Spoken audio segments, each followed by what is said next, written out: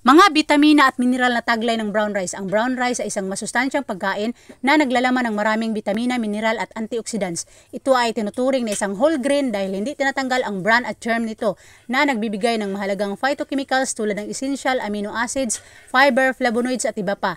Ang brown rice ay may kaunting pagkakaiba sa white rice sa bilang ng calories at carbohydrates, ngunit mas mataas ito sa halos lahat ng iba pang kategorya. Ang isang tasang brown rice na niluto ay naglalaman ng mga sumusunod na sustansya: calories, fat, sodium, carbohydrates, fiber, sugars, protein, magnesium, phosphorus, potassium, selenium, thiamine, niacin, vitamin B6, vitamin K. Ang whole grain na ito ay magandang pinagkukunan din ng folate, riboflavin, potassium at calcium. Bukod pa rito, ang brown rice ay napakataas sa manganese. Ang mineral na ito ay mahalaga para sa maraming proseso sa katawan tulad ng pagbuo ng buto, paggaling ng sugat, muscle contraction, metabolism, nerve function at blood sugar regulation.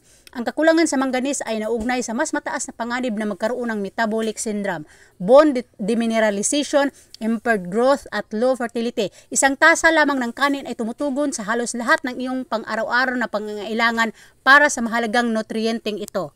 Maliban sa pagiging isang mahusay na pinagkukunang ng bitamina at mineral, ang brown rice ay nagbibigay din ng makapangyarihang plant compounds. Halimbawa, ang brown rice ay naglalaman ng phenols at flavonoids, isang klase ng antioxidants na tumutulong na protektahan ang katawan mula sa oxidative stress.